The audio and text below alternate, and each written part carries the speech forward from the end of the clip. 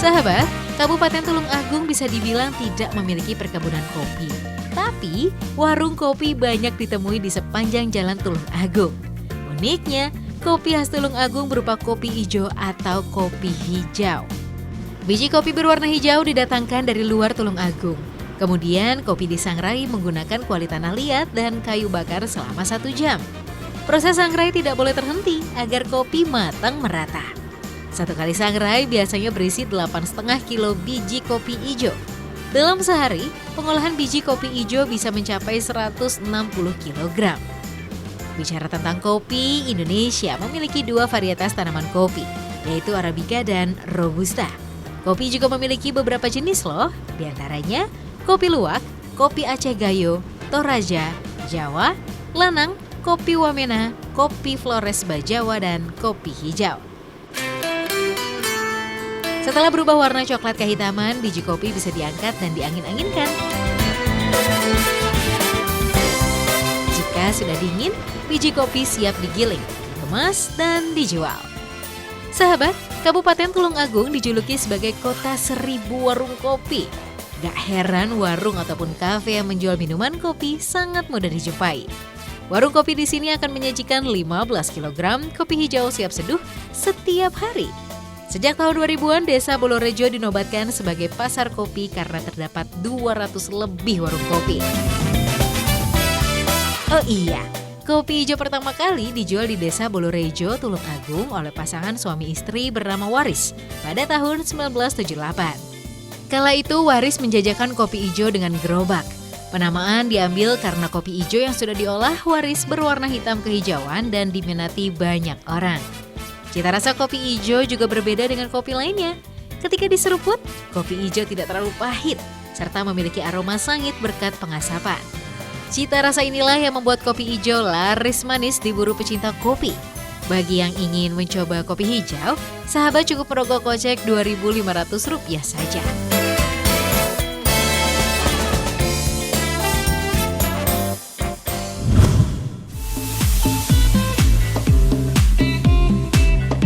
Kita akan membahas tradisi wayang beber dulu, sahabat.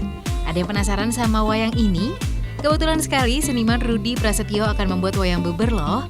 Bahan utamanya dari kertas semen atau kertas kain, serta cat minyak sebagai pewarnanya. Begini cara membuat wayang beber. Pertama, buat sketsa lukisan di atas kertas.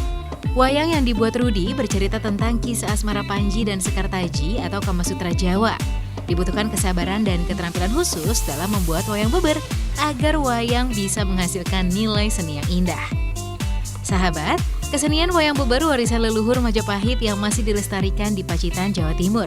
Kesenian asli Indonesia ini jelas berbeda dengan wayang kulit yang sudah kita kenal pada umumnya.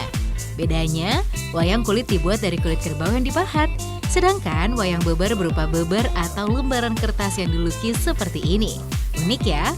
Oh iya sahabat, wayang beber dahulu dibuat dari kertas pohon dluwang karena memiliki tekstur kertas tidak mudah sobek, tahan lama dan warna kertas yang tidak mudah pudar termakan usia.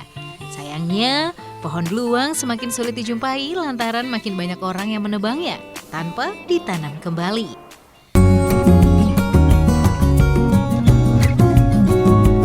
Setelah dibuat sketsa, saatnya melukis wayang. Dahulu, cat dasar melukis wayang beber menggunakan lendir ikan laut yang dinamakan ancur dengan tambahan pewarna alami dari jelaga, abu tulang, buih banjir, dan gincu. Sekarang, pewarnaan wayang beber bisa menggunakan cat minyak atau cat air. Sebenarnya, pembuat sekaligus dalang wayang beber harus keturunan Majapahit berjenis kelamin laki-laki, sahabat ragam. Karena keturunan ke-13 Majapahit, Mbah Mardi tidak memiliki anak laki-laki. Wayang beber dibuat oleh Rudi, salah satu siswa sanggar kesenian di sini. Sekarang sih, pembuatan wayang beber sedang diajarkan kepada cucu Mbah Mardi loh. Bukan hanya wayang beber yang dipentaskan saja, Rudi juga menjual replika dan lukisan wayang beber untuk dikenalkan kepada masyarakat. Biasanya, wayang beber lukis dijual mulai Rp300.000, sedangkan replika wayang beber dijual Rp60 juta setiap paketnya. Mahal juga ya. Selain membuat wayang beber, Rudi juga mengajarkan kesenian ini kepada anak-anak sekitar.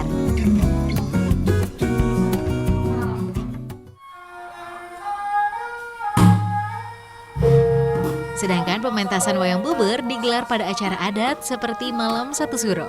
Sebelum dimulai, kesenian juga harus menyediakan sesajen sebagai simbol doa, berupa telur ayam, kelapa, pisang, buah setaman, dan ketan. Pementasan wayang beber berlangsung selama 2 jam dengan menampilkan 23 adegan, sahabat. Kesenian wayang beber pasti akan menceritakan tokoh wayang Mahabharata atau Ramayana. Meski dalang terus bercerita, adegan ke-24 wayang beber tidak boleh ditampilkan untuk menjaga kesakralannya loh. Oh iya, wayang beber salah satu cikal bakal munculnya wayang-wayang lainnya setelah wayang batu dan disusul wayang lontar. Wayang beber yang asli terakhir kali dipentaskan tahun 2010 karena kondisinya sudah mulai usang. Sekarang pementasan wayang beber menggunakan replika di Sanggarlung, Pacitan. Tak utus musadani sauncati Dewi Sekartaji apa ya padha.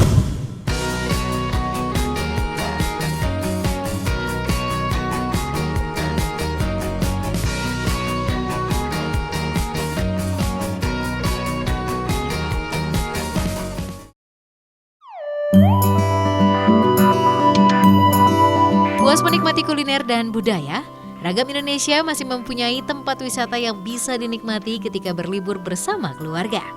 Pantai Lenggok Sono berada di Desa Wisata Boele Purwodadi, Kecamatan Tirtoyudo, Kabupaten Malang. Setelah sampai di lokasi, seketika rasa penat aktivitas sehari-hari hilang dengan keindahan laut dan deburan ombak. Tingginya gelombang membuat Pantai Lenggok Sono menjadi tempat favorit untuk berselancar. Selain tempat wisata, Pantai Lenggok Sono sebagai pintu masuk atau dermaga menuju Pulau Bolu-Bolu dan Teluk Kletaan. Nah, perahu nelayan ini siap mengantarkan ke beberapa titik melihat keindahan bawah lautnya. Sahabat cukup mengeluarkan biaya Rp60.000 saja. Saatnya berkeliling.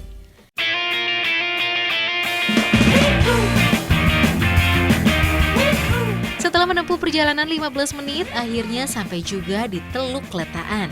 Di titik ini, sahabat Ragam bisa menyelam menikmati keindahan bawah laut. Tapi, bagi yang tak bisa menyelam, jangan khawatir. Sahabat bisa snorkeling atau berenang di permukaan laut melihat keindahan karang dan ikan-ikan cantik menari. Oh iya, peralatan snorkeling bisa disewa di Dermaga Lenggok Sono sebesar Rp25.000 per paket. Sahabat yang memiliki nyali bisa juga kok beraktivitas free diving atau menyelam tanpa peralatan untuk melihat terumbu karang lebih dekat lagi. Aktivitas free diving, pelancong harus bisa menggunakan teknik menahan nafas dalam satu tarikan selama menyelam. Benar-benar menantangkan. Tapi ingat ya sahabat, selama menyelam janganlah mengambil atau merusak terumbu karang sebagai habitatnya ikan-ikan cantik. Jangan sampai ekosistem laut kita menjadi terganggu ya.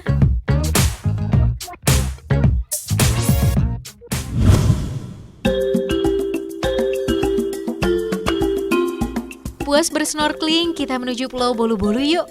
Sahabat, kembali menempuh perjalanan selama 10 menit dari Teluk Kletaan tadi. Di sini nih, sahabat bisa beristirahat sejenak sambil menikmati segarnya air kelapa muda dan menyantap makanan ringan. Sahabat, pulau yang tidak berpenghuni ini dinamakan Bolu-Bolu karena terdapatnya bebatuan yang bertumpuk menyerupai kue bolu. Kemiripan bentuknya dengan kue bolu membuat pulau ini dinamakan Bolu-Bolu. Ada-ada saja ya. Selain bersantai, pengunjung juga bisa beraktivitas seperti memancing ikan kok. Masih ada pemandangan indah di sekitar sini, sahabat. Kita lanjutkan perjalanan menuju Banyu Anjlok. Dari Pulau Bolu-Bolu, kita cukup menempuh perjalanan laut lagi sekitar 10 menit saja. Jika tadi kita menikmati keindahan bawah laut dan bersantai di pulau tak berpenghuni, sahabat bisa menikmati pemandangan yang tak biasa, yaitu air terjun yang jatuh langsung ke laut. Wow, keren! Air tawar ini berasal dari mata air yang muncul dari bebatuan. Dalam bahasa setempat, banyu berarti air, sedangkan anjlok artinya jatuh.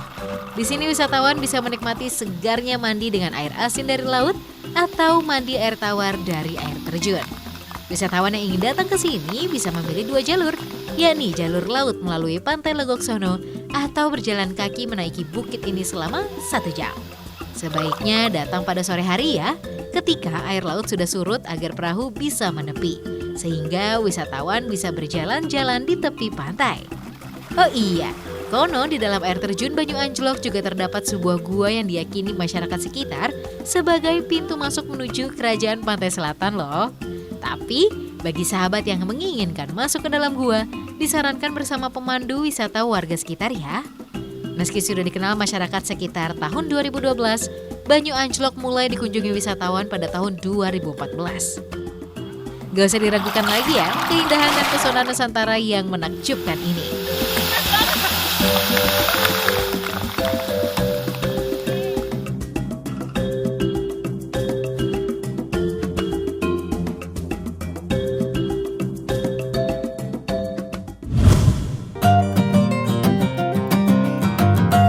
Usai sudah sahabat menggali keunikan dan tradisi khas dari Jawa Timur hari ini.